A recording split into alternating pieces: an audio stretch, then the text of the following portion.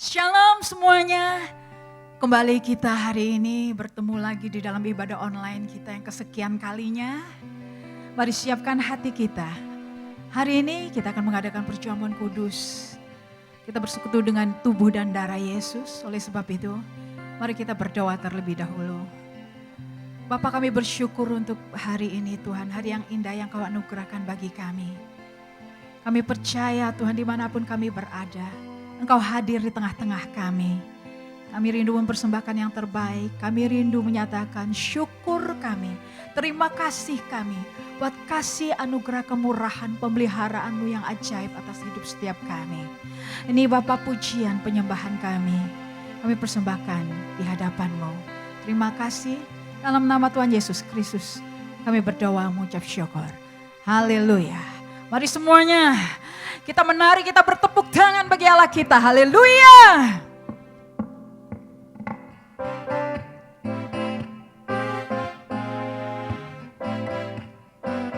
Kami bersyukur padamu Tuhan. Angkat suaramu dan katakan. Angkatlah suaramu, puji dan serukan nama Yesus. Tanggalkan bebanmu, tak perlu kau khawatir, sebab Dia sanggup. Gerakkan kakimu, menarilah dan bertepuk tangan, bersukacitalah. Tak perlu kau khawatir, sebab Dia sanggup. Sekarang nyanyikan kebesarannya yang kuat dan penuh kuasa. Bersorak-sorai karena kasih-Nya telah datang melawan kita. Nyanyi bagi Dia.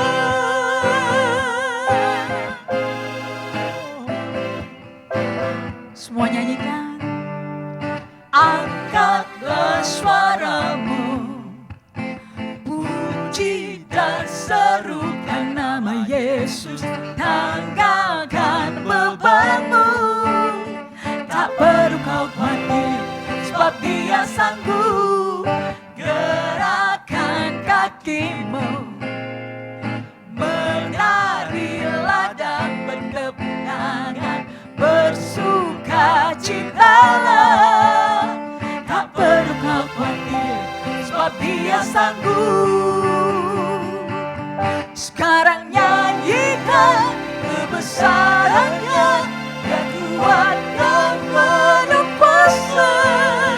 Bersorak-sorai karena kasih-Nya telah datang melawan kita. Nyanyi bagi Dia. Sekarang nyanyikan kebesarannya yang kuat dan penuh kuasa. Bersorak-sorai karena kasih-Nya telah datang melawan kita. Nyanyi bagi Dia. Sekarang nyanyikan kebesarannya, Dia kuat dan penuh kuasa. Bersorak-sorai karena kasih-Nya telah datang melawan kita. Nyanyi bagi Dia. Nyanyi bagi Dia. Nyanyi bagi Dia.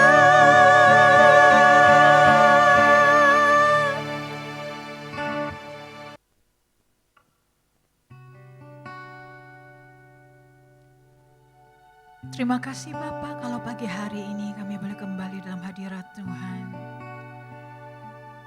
Kami membawa persembahan yang kudus di hadapan-Mu yang berkenan kepadamu Tuhan.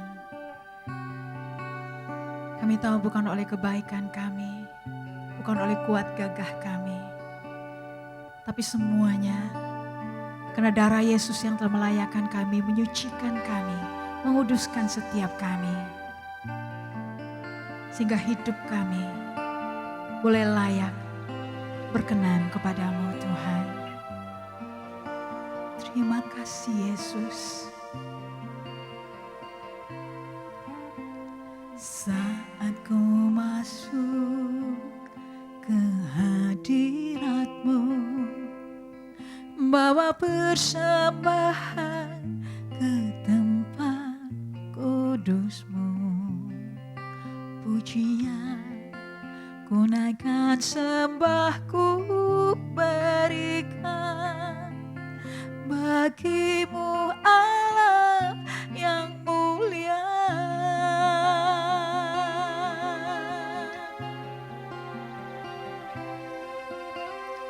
Saat ku masuk ke hadirat-Mu, bawa persembahan ke tempat kudus-Mu.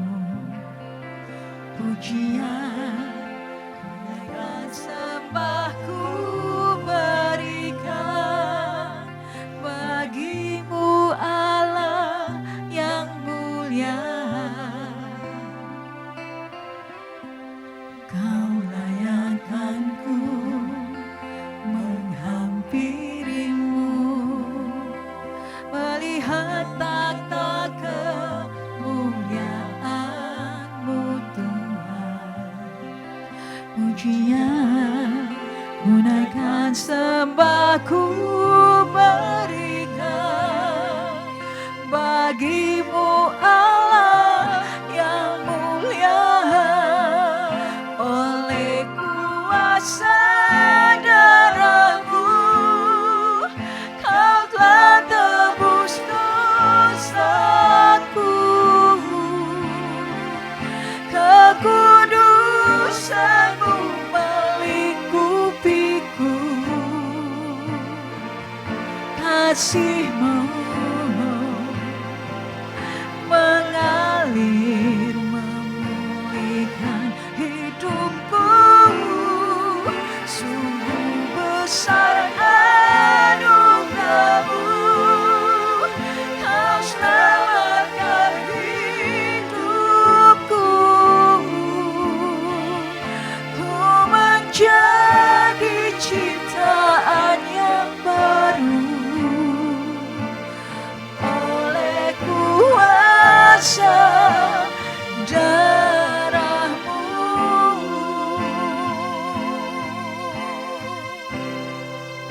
Oleh kuasa darah-Mu, Kau telah tebus dosaku. Kekudusan-Mu melingkupiku, kasih-Mu mengalir memulihkan hidupku. Sungguh besar anugerah-Mu, Kau selamatkan hidupku.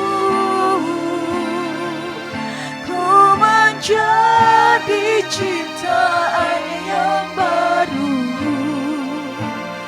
oleh kuasa darah-Mu. Oleh kuasa darah-Mu, Kau telah tebus dosaku. Kekudusan-Mu melingkupiku, kasih-Mu mengalir memulihkan hidupku.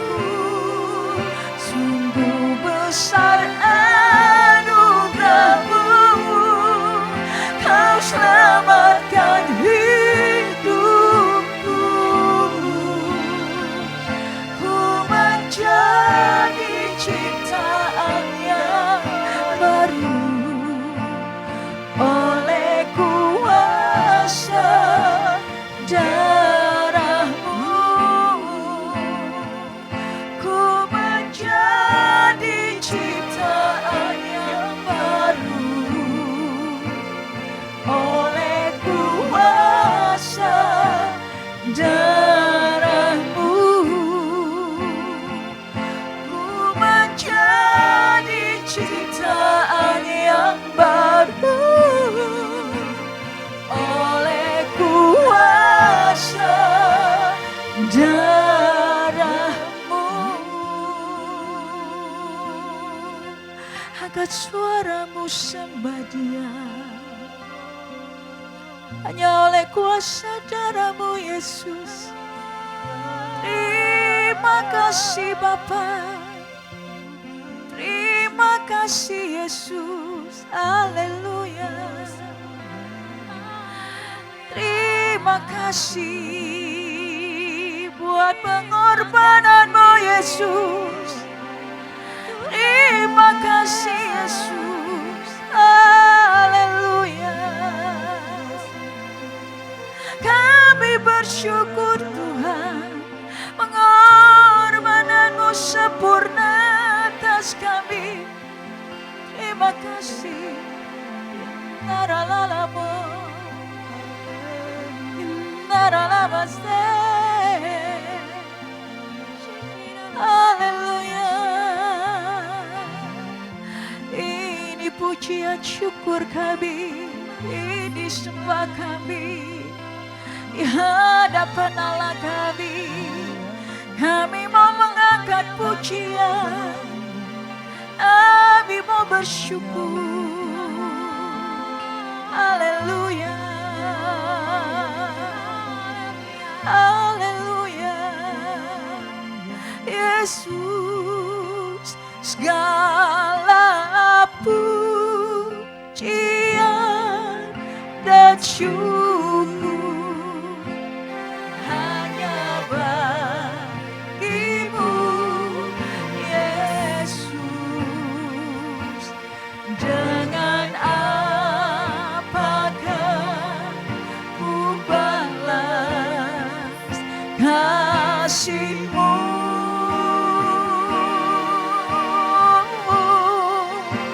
Segala hormat kemuliaan hanya layak bagi-Mu.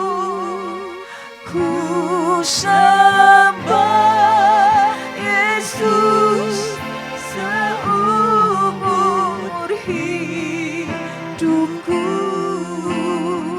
Mari angkat tanganmu dengan sungguh, katakan, segala pujian dan syukur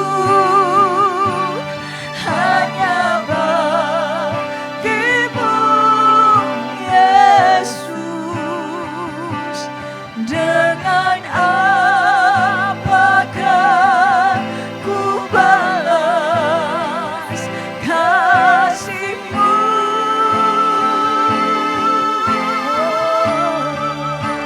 Segala hormat kemuliaan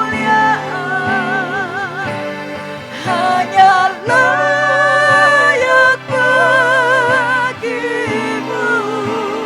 Ku sembah Yesus seumur hidupku.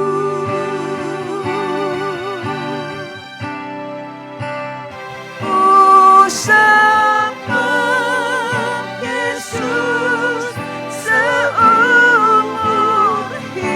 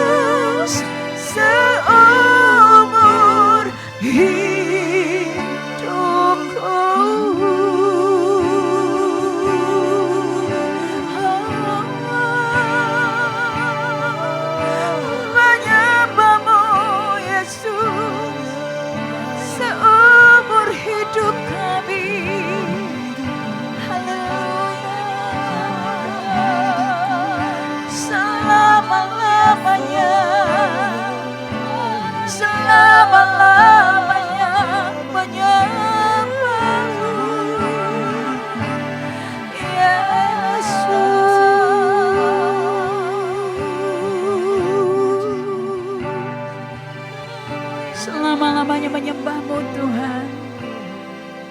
Selama-lamanya percaya padamu Tuhan. Selama-lamanya hanya bagi-Mu penyembahan kami Tuhan. Haleluya. Haleluya.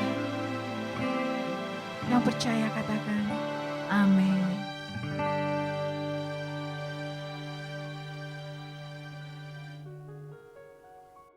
Shalom. Jemaat yang dikasihi oleh Tuhan, kita kembali beribadah di rumah masing-masing. Dan kita juga bersyukur kalau hari ini kita bisa memasuki bulan Juni. Bahkan hari ini juga kita masih diberi kesempatan untuk menikmati perjamuan kudus bersama-sama dengan Tuhan.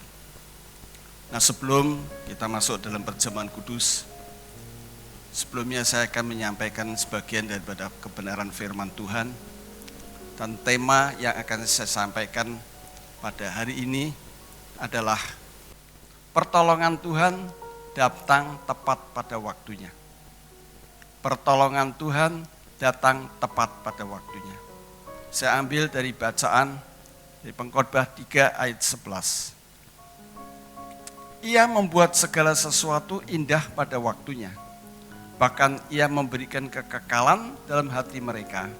Tetapi manusia tidak dapat menyelami pekerjaan yang dilakukan Allah dari awal sampai akhir. Di dalam terjemahan lain dikatakan, Allah memberi kemampuan kepada kita untuk memikirkan dunianya.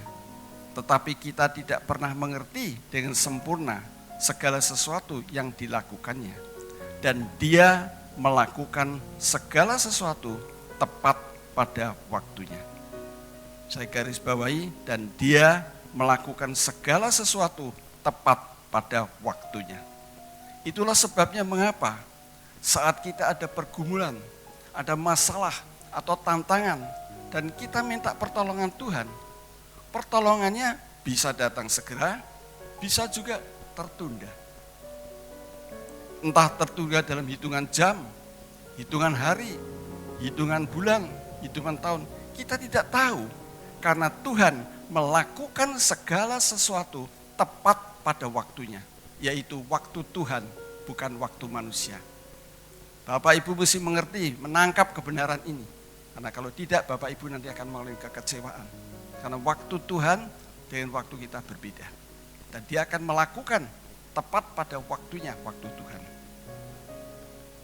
Tetapi satu hal, bahwa yang pasti pertolongan Tuhan tidak pernah terlambat. Karena pertolongan Tuhan datang tepat pada waktunya. Saya akan mengajak Bapak Ibu untuk melihat beberapa contoh di dalam Alkitab. Sebagai bukti bahwa pertolongan Tuhan tidak pernah terlambat. Pertolongan Tuhan datang pada waktunya. Nah, saya ambil yang pertama, yaitu peristiwa yang pertama, yaitu perkawinan di Kana, yang kita bisa baca dalam Yohanes 2 ayat 1-11. Kembali Bapak Ibu, saya bacakan buat Bapak Ibu. Pada hari ketiga ada perkawinan di Kana yang di Galilea, dan ibu Yesus ada di situ. Yesus dan murid-muridnya diundang juga ke perkawinan itu. Ketika mereka kekurangan anggur, ibu Yesus berkata kepadanya, mereka kehabisan anggur. Kata Yesus kepadanya, mau apakah engkau daripadaku ibu? Saatku belum tiba. Tetapi ibu Yesus berkata kepada pelayan-pelayan, apa yang dikatakan kepadamu, buatlah itu. Di situ ada 6 tempayan yang disediakan untuk pembasuhan menurut adat orang Yahudi. Masing-masing isinya 2-3 puyung. Yesus berkata kepada pelayan-pelayan itu, isilah tempayan-tempayan itu penuh dengan air. Dan mereka pun mengisinya sampai penuh. Lalu Yesus berkata kepada mereka, sekarang cedoklah dan bawalah kepada pemimpin pesta. Lalu mereka pun membawanya.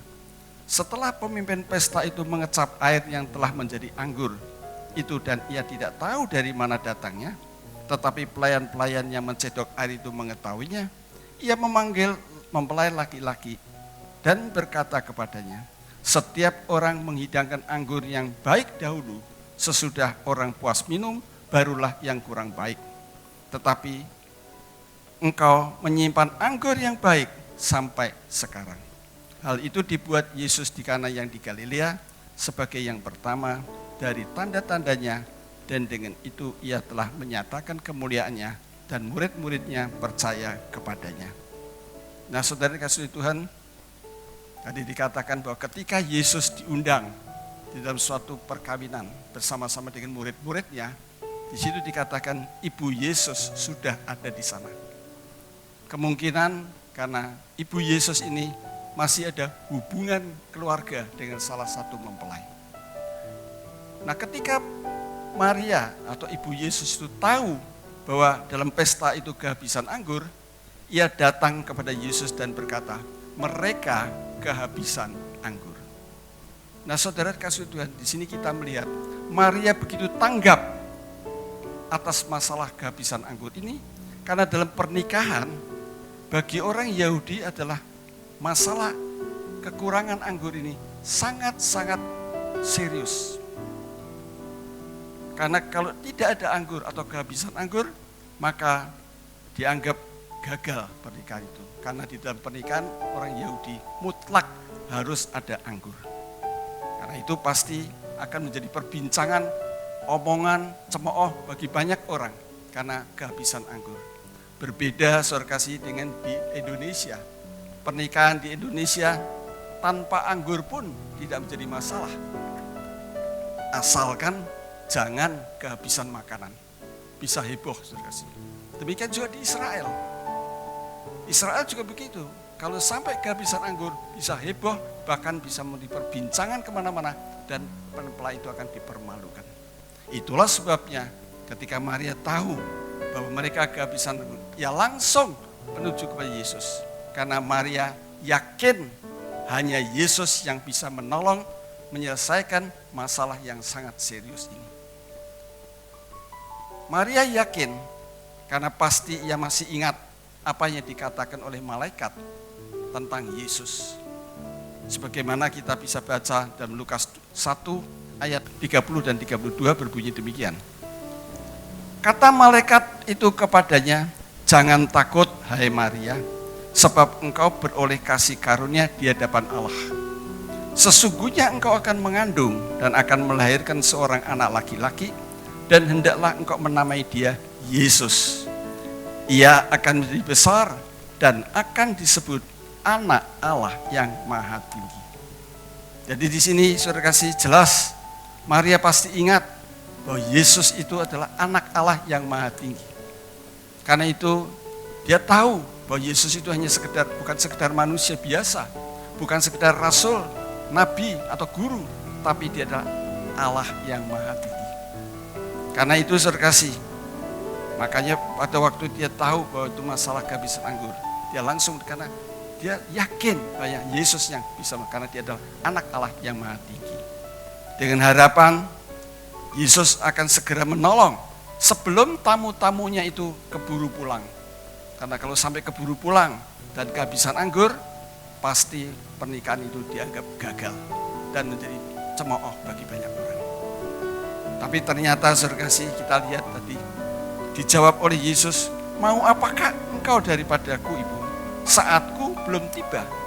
Atau dengan perkataan lain, permohonan Maria ditunda atau belum dikabulkan. Namun demikian saudara kasih, yang luar biasa kita lihat. Kita mau belajar dari Maria. Sekalipun permohonannya itu belum dikabulkan atau tertunda, Maria tidak kecewa. Maria tidak ngomel-ngomel. Maria tidak bersungut-sungut. Maria tidak berusaha untuk mendesak Yesus untuk melakukan segera. Dan bahkan dia tidak lari kepada pemimpin pesta atau murid-murid Yesus. Tetapi Maria tetap berharap kepada Tuhan, tetap sabar menunggu, dan bahkan dia memerintahkan kepada pelayan-pelayannya, apa yang dikatakan kepadamu, buatlah itu. Dia masih tetap berharap kepada Tuhan, dia tetap sabar pada Tuhan. Sehingga dia memerintahkan pada pelayan-pelayan itu, apa yang dikatakan kepadamu, buatlah itu. Nah, pertanyaannya saudara kasih, mengapa Maria sekalipun permohonannya belum dikabulkan, dia tidak kecewa, dia tetap tenang, dia tidak panik, dan dia tetap berharap kepada Tuhan? Jawabannya karena Maria percaya sepenuh-penuhnya bahwa pertolongan Tuhan tidak pernah terlambat, karena pertolongan Tuhan datang tepat pada waktunya. Maria juga tidak tahu berapa lama ia akan menunggu, karena hanya Tuhan yang tahu kapan waktunya ia harus bertindak, sebab Tuhan melakukan segala sesuatu tepat pada waktunya, waktu Tuhan. Makanya ketika sudah tiba saatnya, maka Yesus langsung memerintahkan pelayan-pelayan itu untuk mengisi tempayan-tempayan itu dengan penuh dengan air, dan pelayan-pelayan itu mengisinya penuh dengan air. Dan seketika itu juga tersedialah anggur tepat pada waktunya sebelum tamu-tamu itu meninggalkan tempat itu. Dan kita tahu ceritanya tadi bahwa akhirnya sukses. Karena Yesus datang tepat pada waktunya untuk menolong. Makanya pesta itu berhasil sukses. Bahkan mempelai laki-laki itu mendapat pujian dari pemimpin pesta. Dan dia katakan, setiap orang menghidangkan anggur yang baik dulu. Baru kalau orang sudah puas minum, baru yang kurang baik. Tapi sampai sekarang kau menyimpan anggur yang terbaik. Nah, di sini kita melihat surgasi bahwa karena pertolongan Tuhan datang tepat pada waktunya, pernikahan itu berhasil sukses dan tidak mempermalukan mempelai itu. Kemudian surgasi, kita akan lihat peristiwa yang kedua sebagai bukti bahwa pertolongan Tuhan datang tepat pada waktunya, yaitu di peristiwa Lazarus dibangkitkan, yang terambil dari Yohanes 11 ayat 1 sampai 7, kemudian kita teruskan ayat 17 sampai 20 yang berbunyi demikian firman Tuhan. Ada seorang yang sedang sakit namanya Lazarus. Ia tinggal di Betania, kampung Maria dan adiknya Marta. Maria ialah perempuan yang pernah meminyaki kaki Yesus, kaki Tuhan, dengan minyak mur dan menyekanya dengan rambutnya. Dan Lazarus yang sakit itu adalah saudaranya. Kedua perempuan itu mengirim kabar kepada Yesus, Tuhan, dia yang engkau kasihi sakit. Ketika Yesus mendengar kabar itu, ia berkata, penyakit itu tidak akan membawa kematian, tetapi akan menyatakan kemuliaan Allah, sebab oleh penyakit itu anak Allah akan dimuliakan. Yesus memang mengasihi Marta dan kakaknya dan Lazarus. Namun setelah didengarnya bahwa Lazarus sakit, ia sengaja tinggal 2 hari lagi di tempat di mana ia berada. Tetapi sesudah itu ia berkata pada murid-muridnya, mari kita kembali ke Yudea. Ayat 17, maka ketika Yesus tiba, didapatinya Lazarus telah 4 hari berbaring di dalam kubur. Betania terletak dekat Yerusalem, kira-kira 2 mil jauhnya. Di situ banyak orang Yahudi telah datang kepada Marta dan Maria untuk menghibur mereka berhubung dengan kematian saudaranya. Ketika Marta mendengar bahwa Yesus datang, ia pergi mendapatkannya, tetapi Maria tinggal di rumah. Nah, saudara dikasih oleh Tuhan. Sekalipun di sini tidak diceritakan Lazarus sedang sakit apa. Tapi kalau kedua saudaranya itu sampai mengutus orang untuk memberitakan Yesus bahwa Lazarus sakit, dapat dipastikan bahwa Lazarus sedang mengalami penyakit yang sangat serius. Itulah sebabnya kedua saudaranya menyuruh orang-orang cepat pergi memberitahukan kepada Yesus bahwa Lazarus sakit. Dengan harapan surgasi, Yesus segera datang untuk menolong Lazarus atau menyembuhkan Lazarus.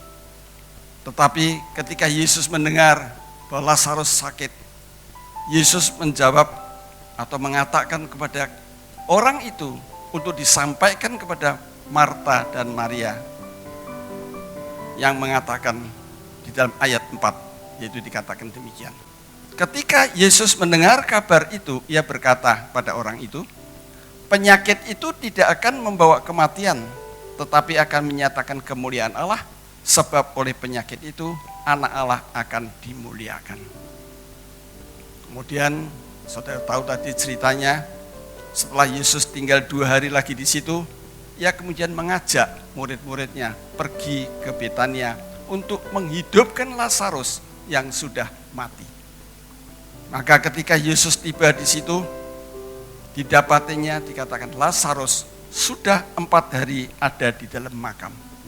Nah, saudara-saudara dikasihi Tuhan, sebelum kita melihat respon daripada Maria dan Marta ketika Yesus tiba di situ, saya ingin mengajak Bapak Ibu Saudara sekalian untuk melihat bagaimana perasaan mereka, yaitu Marta dan Maria, ketika Yesus hanya menyampaikan pesan itu dan tidak segera datang menolong Lazarus. Kita akan lihat perasaannya bagaimana. Nah, saudara kasih, mengapa saya perlu sampaikan ini? Karena kita harus mengetahui perasaan mereka, karena perasaan seseorang sangat-sangat mempengaruhi respon kepada Tuhan. Nanti Bapak Ibu bisa lihat respon daripada Maria dan Marta. Nah, saudara dikasih Tuhan, apabila kita melihat tipe orangnya, Marta pasti akan sangat kecewa ketika ia tahu bahwa Yesus hanya menyampaikan pesan dan tidak segera datang. Karena Marta adalah tipe orang yang kalau maunya terus segera dilaksanakan. Jadi kalau mau apa-apa itu mau cepat dan gampang kecewa jika ada orang yang cuekin dia. Ini tipe Maria, tipe Marta. Nah, kita bisa melihat dalam Lukas 10 ayat 38 sampai 42, Bapak Ibu tidak perlu baca, saya akan ceritakan aja. Jadi ketika itu saudara kasih, Marta menerima Yesus di rumahnya.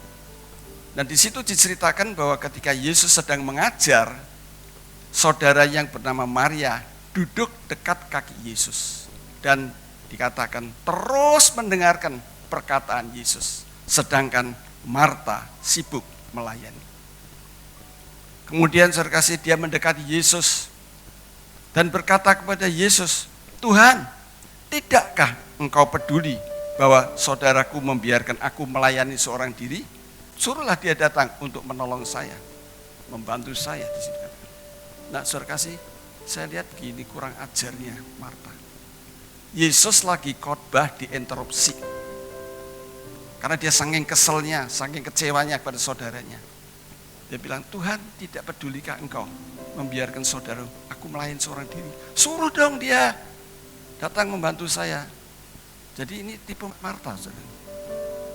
Tetapi kemudian Yesus menjawab, "Marta, Marta, engkau khawatir dengan menyusahkan dengan banyak perkara.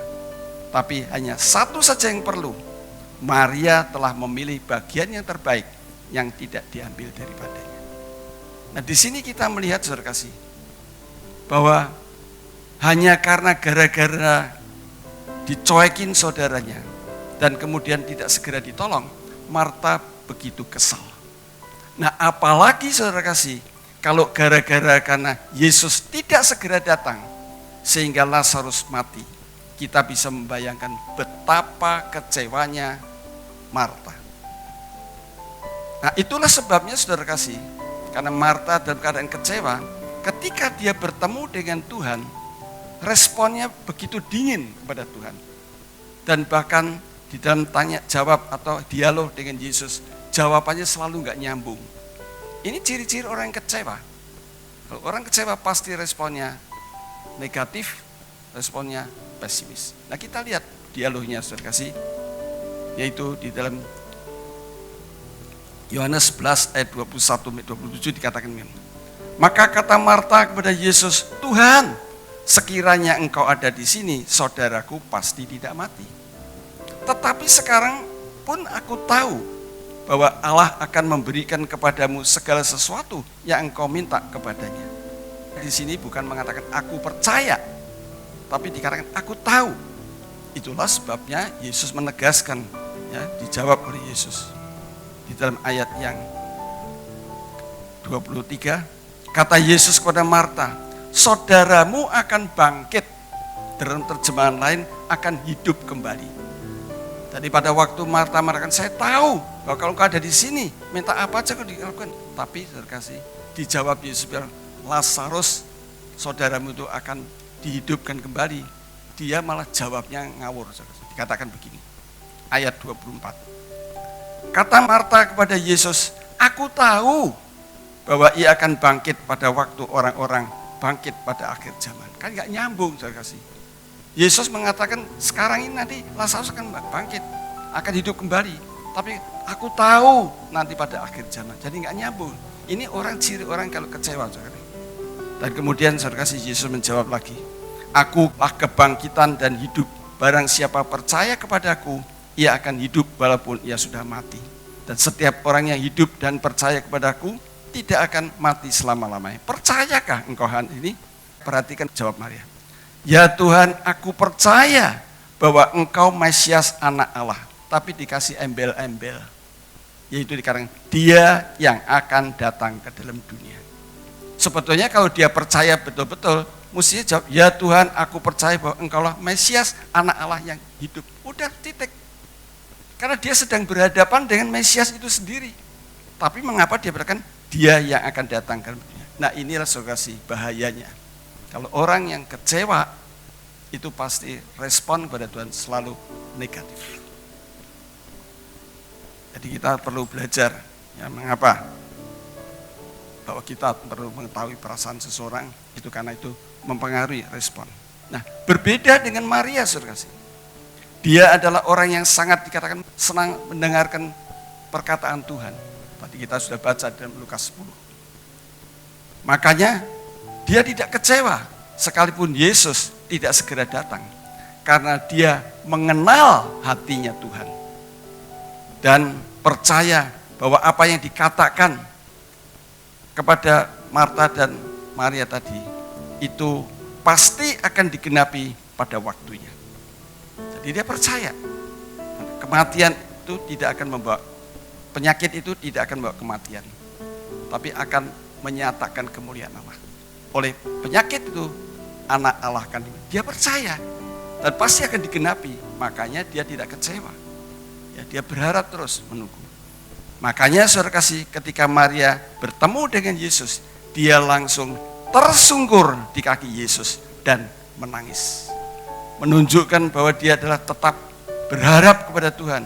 Dia percaya sungguh-sungguh bahwa Yesus akan menggenapi pesannya. Penyakit itu tidak akan membawa kematian, tetapi menyatakan kemuliaan Allah. Oleh penyakit itu, anak Allah akan dimuliakan. Dia percaya akan digenapi. Itulah sebabnya saudara kasih, ketika Yesus melihat Maria menangis dan kesungguhan hatinya, maka dikatakan masgullah hati Yesus. Lalu ia pergi ke kubur. Kemudian setampainya di kubur, saudara kasih, Yesus berkata, angkat batu itu. Bapak Ibu tahu bahwa kuburan di Israel itu berupa gua dan bukan digali di tanah, tapi ditutup oleh batu besar. Jadi karena angkat batu itu. Nah, kita lihat respon dari Marta. Lagi-lagi saudara kasih, responnya begitu pesimis. Dia katakan, Tuhan, ia sudah berbau. Sebab sudah 4 hari ia mati. Atau dengan perkataan lain, Tuhan, percuma. Karena sudah terlambat. Dia nggak berani ngomong aja sama Tuhan. Gara-gara Tuhan nggak segera datang, makanya mati 4 hari. Dia nggak ngomong begitu aja, tapi saya tambahin aja. Karena maksudnya seperti itu. Ya, jadi percuma Tuhan, sudah terlambat. Nah, Yesus menjawab Marta. Nah ini jawabannya. Ayat 40 tadi dikatakan, bukankah sudah kukatakan kepadamu, jikalau engkau percaya, engkau akan melihat kemuliaan Allah. Jadi sebenarnya kan dia sudah katakan pada dia pesannya. Penyakit ini tidak akan membawa kematian, tetapi akan menyatakan kemuliaan Allah. Oleh penyakit itu anak Allah akan dimuliakan. Itu sudah disampaikan dia. Tapi Marta tidak percaya. Anaknya itu Yesus mengatakan, bukankah sudah kukatakan, kalau engkau percaya, maka engkau akan melihat kemuliaan Allah. Nah setelah berkata demikian, saudara kasih, Yesus menangkah ke langit, ke atas, dan mengucapkan syukur. Kemudian ia berseru, Lazarus, marilah keluar. Dan Lazarus keluar dengan tubuh yang utuh. Di sini kita melihat betapa luar biasa dan hebatnya Tuhan kita Yesus Kristus. Karena dia menggenapi tepat pada waktunya apa yang dikatakan kepada Marta dan Maria. Penyakit itu tidak akan membawa kematian, tetapi akan menyatakan kemuliaan Allah. Sebab oleh penyakit itu anak Allah dimuliakan, digenapi oleh Yesus tepat pada waktunya. Jadi kita belajar di sini bahwa memang harus percaya pertolongan Tuhan itu tidak pernah terlambat. Dia datang tepat pada waktunya. Nah, selanjutnya kita akan melihat peristiwa yang ketiga, yang terakhir, untuk membuktikan sebagai bukti bahwa pertolongan Tuhan itu datang tepat pada waktunya. Yaitu pada waktu Yesus berjalan di atas air. Saya bacakan dalam Matius 14 ayat 22 sampai 33 dikatakan demikian. Sesudah itu Yesus segera memerintahkan murid-muridnya naik ke perahu dan mendahulunya seberang. Sementara itu ia menyuruh orang banyak pulang. Dan setelah orang banyak itu disuruhnya pulang, Yesus naik ke atas bukit untuk berdoa seorang diri. Ketika hari sudah malam, ia sendirian di situ. Perahu murid-muridnya sudah beberapa mil jauhnya dari pantai dan diombang-ambingkan gelombang karena angin sakal. Ayat 25 dikatakan, kira-kira jam 3 malam datanglah Yesus kepada mereka berjalan di atas air. Ketika murid-muridnya melihat dia berjalan di atas air, mereka terkejut dan berkata, itu hantu. Lalu berteriak-teriak karena takut. Tapi Yesus segera berkata kepada mereka, tenanglah, aku ini, jangan takut. Lalu Petrus berseru dan menjawab dia, Tuhan, apabila engkau itu, suruhlah aku datang kepadamu berjalan di atas air. Kata Yesus, datanglah. Maka Petrus turun dari perahu dan berjalan di atas air mendapatkan Yesus. Tetapi ketika dirasanya tiupan angin, takutlah ia dan mulai tenggelam. Lalu berteriak, Tuhan, tolonglah aku. Segera Yesus mengulurkan tangannya, memegang dia dan berkata, hai orang yang kurang percaya, mengapa engkau bimbang? Lalu mereka naik ke perahu dan angin pun redalah. Dan orang-orang yang ada di perahu itu menyembah dia, katanya, sesungguhnya engkau anak Allah. Nah, saudara kasih Tuhan, di sini kita melihat bahwa pada waktu Yesus memerintahkan murid-muridnya menuju ke seberang, sebenarnya hari belum terlalu malam. Kemudian setelah perahu murid-muridnya pergi, dikatakan baru beberapa mil jauhnya dari pantai, perahu murid-muridnya itu sudah diombang-ambingkan gelombang karena angin sakal. Nah, perahu-perahu murid ini, saudara kasih, saya melihat cukup lama diombang-ambingkan gelombang kaca. Mengapa saya berani katakan? Karena Yesus baru datang kepada mereka, menolong mereka, baru jam 3. Padahal pada waktu diombangkan, pada waktu belum jauh dari pantai, berapa mil sudah diombang. Sekarang baru jam 3 datang. Nah sekarang pertanyaannya, mengapa Yesus tidak segera datang untuk menolong murid-muridnya? Bahkan di sini membiarkan perahu murid-muridnya cukup lama diombang-ambingkan gelombang angin sakal. Ada paling tidak ada 2 alasan mengapa Yesus membiarkan murid-muridnya diombang-ambingkan gelombang angin sakal cukup lama. Yang pertama, karena Yesus ingin menguji iman daripada murid-muridnya, apakah ketika menghadapi badai atau angin sakal itu mereka percaya atau tidak kepada pertolongannya. Karena sebelumnya, peristiwa sebelumnya kalau saudara baca dalam bahasa Inggris, Yesus itu mengecam atas ketidakpercayaan dan kedegilan hati murid-muridnya. Makanya dia akan uji iman pada waktu menghadapi badai itu.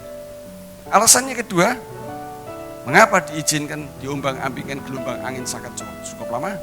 Karena Yesus tahu bahwa angin sakal itu tidak membahayakan murid-muridnya, nyawa murid-muridnya. Karena itu sekasih kan tidak membahayakan, dibiarkan. Dan terbukti pada waktu Yesus sudah sampai di situ, murid-muridnya dalam keadaan selamat. Jadi Yesus sudah tahu bahwa angin itu tidak akan membahayakan, maka dibiarkan saja. Nah selanjutnya saudara kasih, kita akan melihat peristiwa yang sangat menarik ketika Yesus sudah berada di dekat perahu itu. Yang saya akan bacakan kembali dalam ayat 26 sampai ayat 31. Ketika murid-muridnya melihat dia berjalan di atas air, mereka terkejut dan berseru, itu hantu. Lalu berteriak-teriak karena takut. Tetapi segera Yesus berkata kepada mereka, tenanglah, aku ini, jangan takut. Lalu Petrus berseru dan menjawab dia, Tuhan, apabila engkau itu, suruhlah aku datang kepadamu berjalan di atas air. Kata Yesus, datanglah. Maka Petrus turun dari perahu dan berjalan di atas air mendapatkan Yesus. Tetapi ketika dirasanya tiupan angin, takutlah ia dan mulai tenggelam, lalu berkata, Tuhan, tolonglah aku. Di ayat 31, kalau Alkitab Bapak Ibu sama dengan Alkitab saya, dikatakan di sini, segera Yesus mengulurkan tangannya, memegang dia dan berkata, hai orang yang kurang percaya, mengapa engkau bimbang? Nah di sini kita melihat saudara kasih, bahwa ketika perahu murid-muridnya diombang-ambingkan gelombang angin sakal, dan Yesus membiarkan itu, tidak segera menolong, karena Yesus tahu persis tidak membahayakan murid-muridnya, tidak membahayakan nyawa murid-muridnya juga. Tetapi pada waktu Petrus mulai tenggelam, Yesus segera menolong dia. Karena apa? Yesus tahu persis itu membahayakan nyawa Petrus. Nah di sini kita melihat bahwa Yesus tahu persis kapan dia segera mengulurkan tangannya, kapan segera dia menolong kita, kapan tidak segera menolong kita. Karena itu saudara kasih, apabila kita menghadapi masalah, tantangan, pergumulan, tetapi pertolongan tidak segera atau belum datang, tenang aja saudara kasih. Karena Tuhan melakukan segala sesuatu tepat pada waktunya. Tepat pada waktunya, saudara garis bawahi. Waktunya Tuhan, bukan waktu kita. Percayalah bahwa pertolongan tidak pernah terlambat, karena pertolongan Tuhan datang tepat pada waktunya. Nah, saya akan memberikan 2 kesaksian, saudara kasih. Bagaimana saya ditolong oleh Tuhan luar biasa. Kalau saya tidak ditolong oleh Tuhan, saya sudah tidak ada di tempat ini. Pada waktu itu, saudara kasih, saya mungkin sudah berikan kesaksian di Tri 1, saya lupa. Tapi saya akan ulang pesan. Pada waktu itu saya masih muda. Saya pada waktu itu bergerak dalam bidang electrical, mechanical. Dan saya mendapat pekerjaan di assembling mobil Mercedes Jerman Motor. Dan pada waktu itu salah satu kren itu adalah alat yang ditaruh di atas untuk memindahkan barang dari sana sini-sini, itu macet, rusak. Saya sudah kirim tukang-tukang ke sana, tidak bisa mengatasinya. Kemudian saya harus datang untuk mengatasinya. Dan saya harus naik ketinggian kira-kira 15 meter. Karena kren itu berada di atas, peralatannya semua di atas. Jadi harus mau tidak mau mesti naik. Nah, saya memanjat tiang besi itu, dan kemudian pada waktu saya sudah sampai di ujung di atas, saya akan naik ke atas untuk bisa melihat apa kerusakannya. Saya meraih tangan saya ke atas. Begitu saya meraih, saudara kasih, yang saya pegang itulah panel yang ada stromnya terbuka. Saat itu saya kena aliran listrik. Saya sudah tidak bisa minta tolong Tuhan lagi, bilang tolong Tuhan. Saya hanya bilang, kan itu aja keluar suara. Dan saya masih bisa melihat ke bawah. Ada satu orang yang seperti terbang dari ujung ke sana, langsung menuju ke panel. Dan dia turunkan saklar yang ke jurusan saya. Padahal di situ banyak saklar. Tapi dia bisa tepat turunkan itu, saya lepas dan saya selamat, tidak kena stroke. Hanya tangan saya luka, sampai sekarang saya masih ada tanda luka ini. Pada waktu itu kena stroke. Dan saya masih bisa turun sendiri. Nah saudara kasih, apakah itu kebetulan? Tidak kebetulan. Karena pertolongan Tuhan datang tepat pada waktunya. Dia tahu bahwa kalau saya tidak ditolong beberapa detik lagi, nyawa saya hilang. Dan Tuhan tahu, segera dia gerakkan orang itu untuk terbang ke situ. Dan kemudian lari secepat mungkin, menurunkan itu, dan saya selamat. Terima kasih, di sini saya berikan kesaksian, pertolongan Tuhan memang tidak pernah terlambat. Pertolongan Tuhan itu datang tepat waktu. Kemudian saya kasih kesaksian yang kedua, yaitu mengenai cucu saya, Liv, anak Andre dan Devi. Dia masih umurnya 3-4 tahun, 4 tahunannya. Kejadian ini baru lama, baru minggu pertama bulan Mei, baru bulan kemarin. Cucu saya ini saudara kasih, itu dekat dengan saya, apet dengan saya. Sehingga dia sering masuk kamar saya, bebas masuk kamar.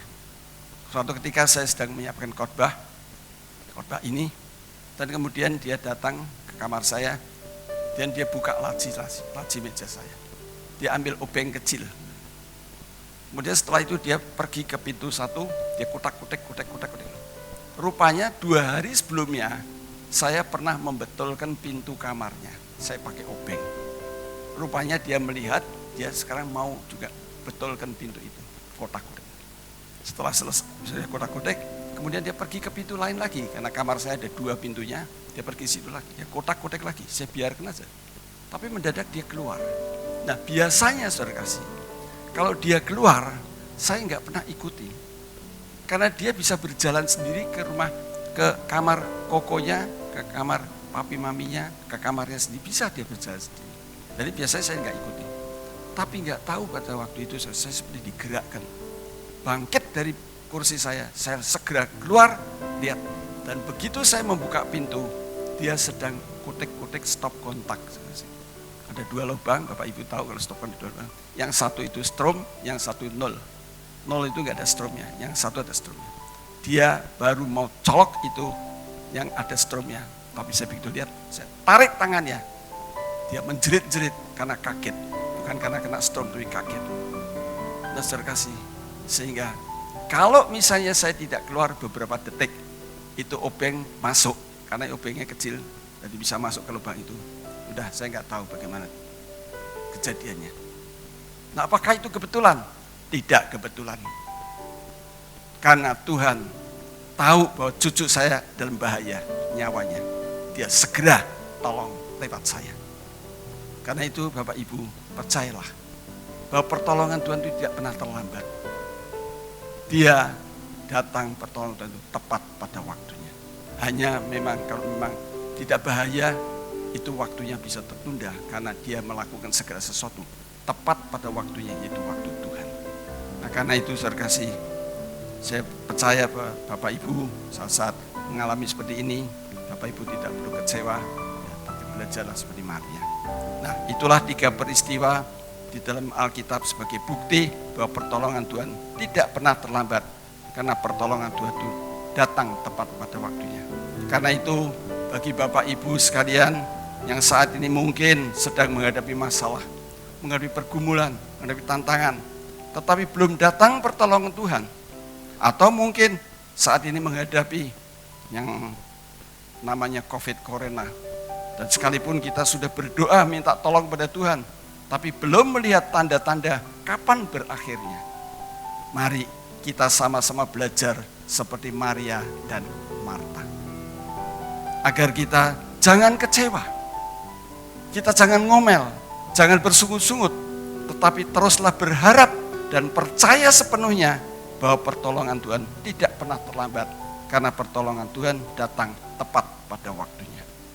Saya percaya apabila Ibu Yesus, Maria, Saudara Marta, murid-murid Yesus, saya dan cucu saya sudah ditolong oleh Tuhan tepat pada waktunya, pasti Tuhan juga akan tolong Bapak Ibu sekalian. Karena Tuhan tidak pernah berubah kemarin, hari ini, dan untuk selama-lamanya. Karena itu di dalam kesempatan ini saya ingin mengajak kepada seluruh jemaat yang sedang mengikuti ibadah dan di rumah untuk mengagungkan Dia, membesarkan nama Dia lewat satu pujian bersama dengan saya. Katakan Yesus terbesar.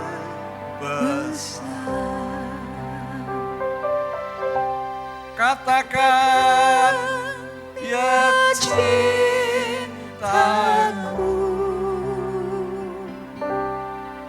Dia sembuhkan, Dia ampuni dan beri pertolongan.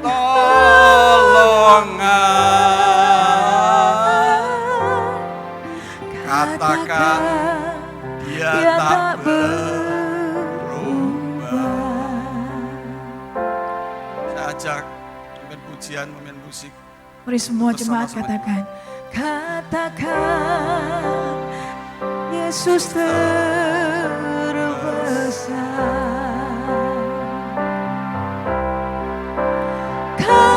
Katakan Dia cintaku.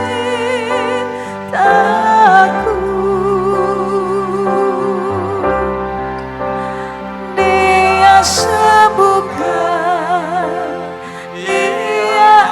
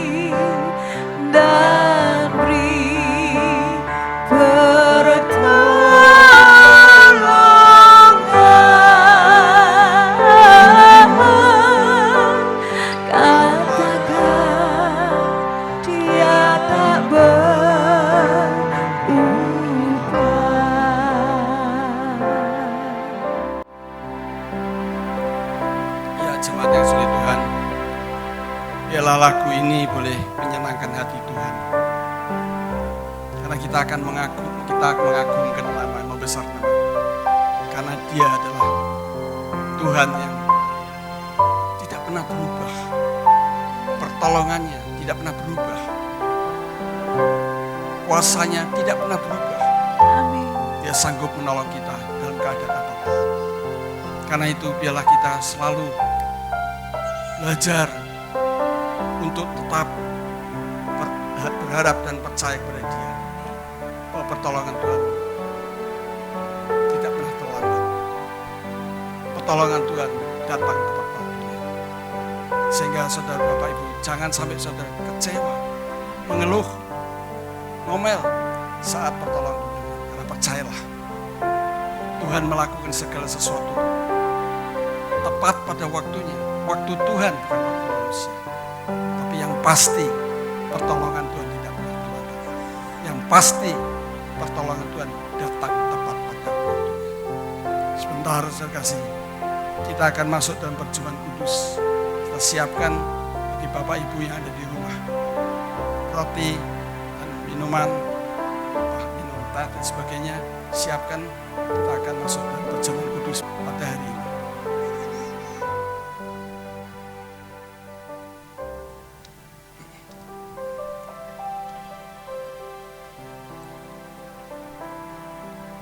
Ya, jemaat yang kasih Tuhan,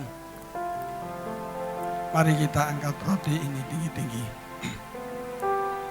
Bapa Sorgawi, Engkau melihat tangan daripada jemaat-Mu yang ada di rumah yang memegang roti. Biarlah Tuhan setia akan memberkati roti itu, supaya saat kami bersekutu dengan tubuh-Mu, yang lemah dikuatkan, yang sakit disembuhkan. Karena itu Tuhan, kami sudah siap untuk masuk berjamuan pada siang hari, pada hari ini. Di mana Engkau sudah hadir bersama dengan kami untuk mengenang akan kematian-Mu di kayu salib 2000 tahun lampau. Karena begitu kasih-Mu kepada kami, Engkau sampai rela mati bagi kami, disalibkan dengan cara yang begitu mengerikan bagi kami. Itu semua karena kasih-Mu semata-mata. Karena itu Tuhan, kami mengucap syukur. Kami bangga memiliki Tuhan seperti Engkau yang mau mengorbankan diri-Mu, menyerahkan diri-Mu bahkan sampai mati di kayu salib demi kasih-Mu kepada kami.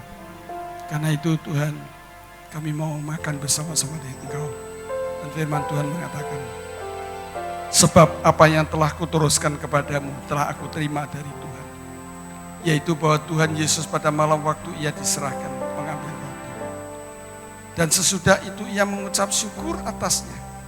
Ia memecah-mecahkannya dan berkata,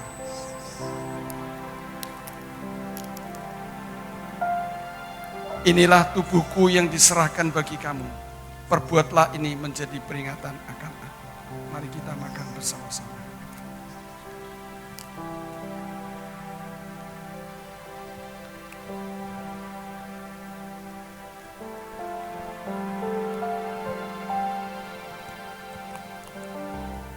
Mari kita angkat cawan ini tinggi-tinggi. Setiap kali kita mengangkat cawan ini, kita akan selalu diingatkan bahwa bukan hanya tubuhnya yang diserahkan buat kita, tapi juga darahnya dicurahkan buat kita semua. Kita mengucap syukur oleh darah Kristus itulah kita saat ini boleh berada sebagaimana ada. Sudah diampuni segala dosa kita, bisa disucikan, dihapus dosa kita, merah seperti genusi, dibaptis seperti salju. Kita juga mengucap syukur oleh darah Yesus itu sudah diperdamaikan dengan Bapa di surga. Sehingga hari ini kita bisa mengenal Allah kita sebagai Bapa. Itu semua adalah karena darah Kristus. Demikian juga Yesus mengambil cawan sesudah makan. Lalu berkata, cawan ini adalah perjanjian baru yang dimeteraikan oleh darahku. Perbuatlah ini setiap kali kamu meminumnya menjadi peringatan akan aku. Sebab setiap kali kamu makan roti ini dan minum cawan ini, kamu memberitakan kematian Tuhan sampai Ia datang. Mari kita minum bersama-sama.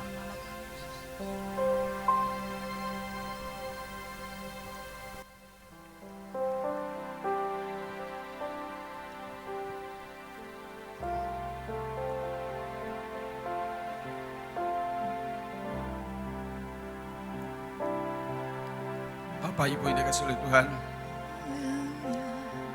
mari kita menyembah Dia. Ucap syukur atas segala apa yang sudah diperbuat oleh Yesus.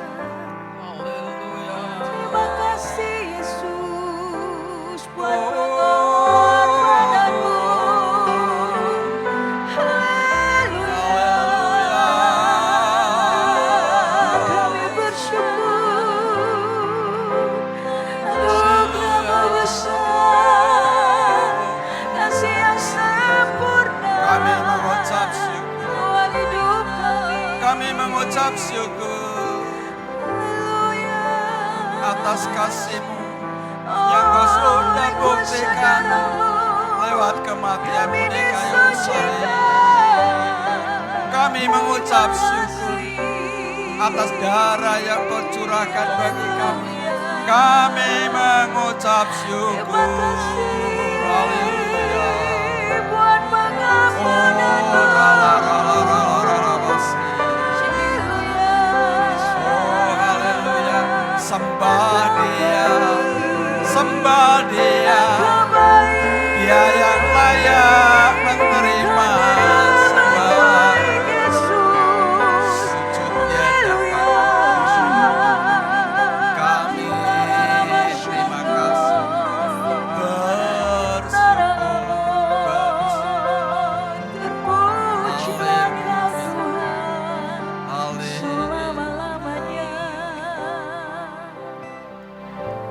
Itulah ungkapan syukur daripada jemaat. Atas segala apa yang Kau sudah perbuat 2000 tahun yang lalu. Mati bagi kami. Menyerahkan tubuh-Mu, mencurahkan darah bagi kami. Karena itu kami selalu mengucap syukur dan akan ingat akan kasih-Mu yang begitu luar biasa. Yang Kau sudah buktikan lewat kematian di atas kayu salib. Terima kasih Tuhan. Mengucap syukur. Haleluya. Amin. Baik, dengan demikian berakhir sudah ibadah perjamuan kudus kita pagi dan hingga siang hari ini. Mari jemaat, sudah makin berdiri semuanya kita angkat tangan kita kepada Tuhan. Kita bersyukur buat hari ini. Segala pujian dan kemuliaan hanyalah bagimu, hanyalah untukmu. Segala pujian dan kemuliaan kini ku persembahkan di hadapanmu.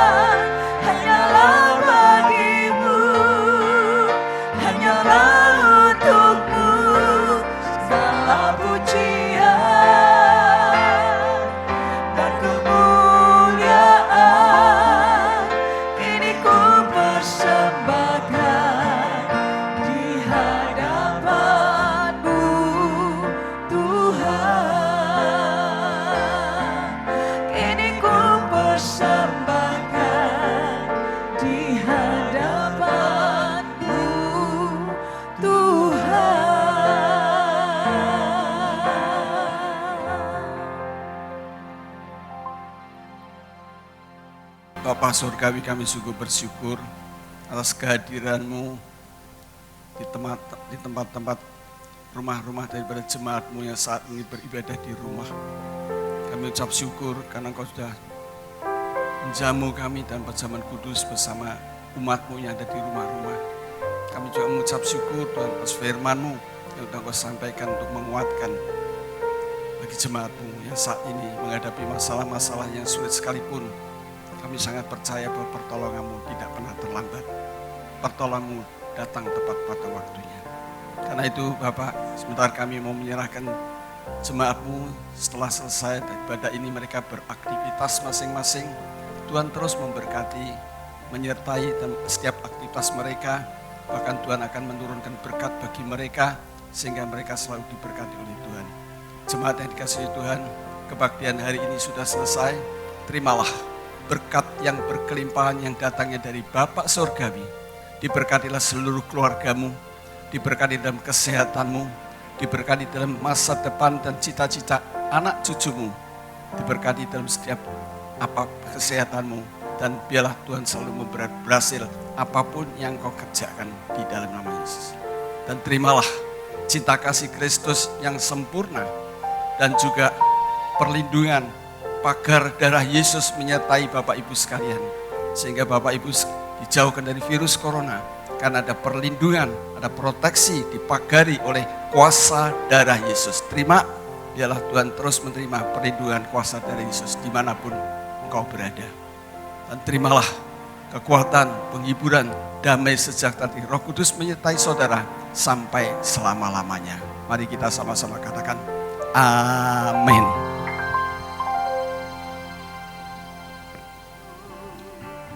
Sekarang nyanyikan kebesarannya, yang kuat dan penuh kuasa.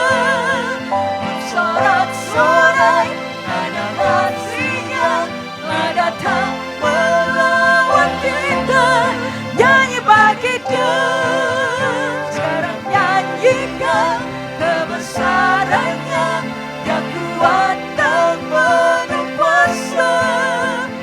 Sorak-sorai karena kasih-Nya telah datang melawan kita. Nyanyi bagi Dia. Sekarang nyanyikan kebesarannya, Dia kuat dan penuh kuasa.